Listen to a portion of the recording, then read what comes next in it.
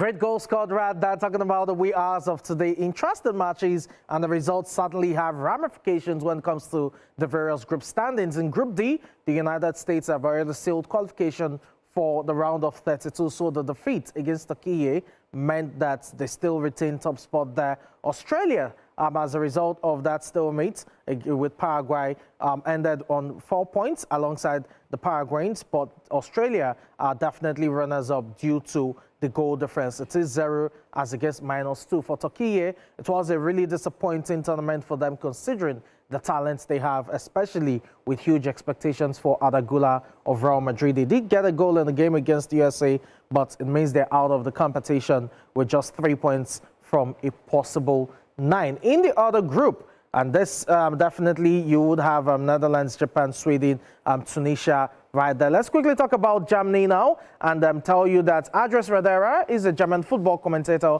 and he joins the show from Munich. Andres, good evening. It's good to have you on the show.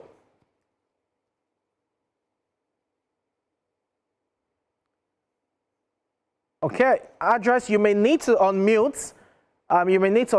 Your device because I can barely hear you. Good evening. Good evening, Samson. Okay, I can hear you now. Thank you so much. Let's talk about the stats first before I get your thoughts, because this was a match that had so many angles to it in terms of what should have been obtainable for Nagelsmann, the head coach of the German side. Now, the stats are saying 2-1 in terms of results. 3 goal shots on target apiece for both sides. 61% ball possession for the Germans, yet they couldn't make that translate into at least a point, as against 39 for Ecuador. Corner kicks 3-2, and goalkeepers, you had Ecuador's goalkeeper making more saves than Manuel Neuer. At first glance, Andres, what was your impression of the performance, especially on the back of the fact that the Germans had qualified already and it was a dead rubber tie for them? Yeah, I mean, Samson, you underlined the states. I think my impression is that there was completely a lack of hunger and aggression, which would have been absolutely necessary against a team of Ecuador who has a strong mentality and had nothing to lose. So there was a clash on the one hand side, a German team, which was already top qualified for the next round. And on the other side, a very, very motivated team of Ecuador for who it was the last chance. And this is the result we see in the statistics. Okay, talking about the Germans, I mean, before the clash itself, there were talks about some of the players within the team calling for Manuel Neuer to be dropped from this clash against Ecuador, that Oliver Baumann, who had been the #1 before Neuer made that surprise retirement reversal, should be the one to be between the sticks, especially for a game that is seemingly a dead rubber affair for them. Nagelsmann made his decision and he stood by it. Do you think those calls were justified on the back of what we saw in terms of Ecuador's winner, where Neuer tried picking up the ball before he just got nicked to it? I mean, this is a very controversial discussion.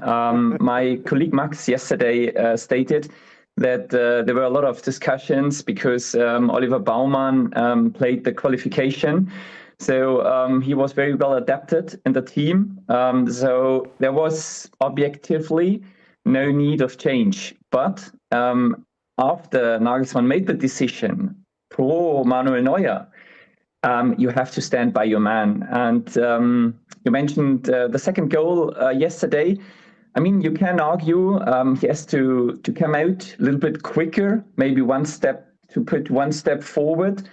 And people affect very quickly, okay, he's already 40 years old. Is it because of that? But I mean, regarding the age of Baumann, he's already 36, so there wouldn't have been a difference. I would not say it's a problem. Yesterday wasn't a problem by the goalkeeper. Okay, if it wasn't a problem by the goalkeeper, well, that those will still probably back Baumann to, take the sticks, as it were. We know Neuer is a legend, not just of German football, but football as a whole is definitely paid his dues and has delivered in terms of incredible saves over the years. Talking about the Germans now, especially offensively, we saw Sané get the goal last night, or at the wee hours of today as it were. But that also would say maybe it's time for Dennis Undav, who has been the super sub, as it were, in this tournament, to really get to start, especially in the round of 32, which is just a one-off game in terms of knockout stages.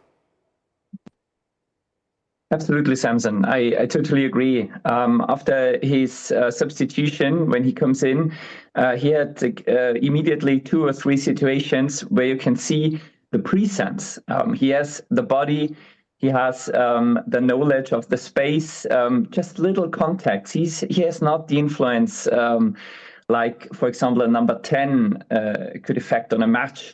But it's only tiny movements, tiny touches of the ball, which are changing completely your offense action. So in my opinion, I totally agree to start in the next round with Dennis Undav. Yeah. Okay, we'll see how that pans out for the Germans in terms of the round of 32. Definitely the 4-time champions. Sadly, one of the dark horses when it comes to getting the title itself. You can't rule that out. They're star-studded as well. It's just about getting it right, and they are getting it right at this time, having failed to progress from the group stages in the past 2 World Cups. Before I let you go, Andres, I want to get your thoughts concerning other matches we saw. We had Japan against Sweden. That was a thrilling game, one that ended 5 shots on target for the Swedes as against the Japanese 3. The Japanese dominated ball possession, and the goalkeeper as well, the Japanese goalkeeper, was the busier side. For Sweden, it's not been that roller coaster campaign everyone expected, especially from that group. Isak is yet to get his bearing, although we're still seeing those flashes here and there. Gyökeres haven't had what you would probably call a very good season with Arsenal in terms of leading them to a Premier League title, has not really shone apart from the first game against Tunisia. For the Swedes, really, you're looking at the round of 32 and how they've fared thus far in the group stages. What are those changes you think you may want to see to ensure that they put up a better performance in the round of 32 and probably make a deep run? Well, concerning Sweden, I'm a little bit surprised. I did not expect by them to perform as they did, especially the first game against Tunisia was tremendous. They've shown offensively a good form. In total, I'm not quite sure that they could go far. Depend a little bit on the path. I think in the calculation, the next opponent could be Norway or France. Against both, they are outsiders. Nevertheless, they have weapons. Especially you mentioned the strikers Gyökeres and Isak. But in total, I would assume they won't go far in the tournament. Okay, we'll see how that pans out for Sweden in terms of how they fare in the round of 32. Andres Rodera, I have to thank you very much for your time on show this evening. I have to thank. Good evening, Samson. Yeah, good evening. Well, it's not just Sweden who were in action. You had Turkey against USA. We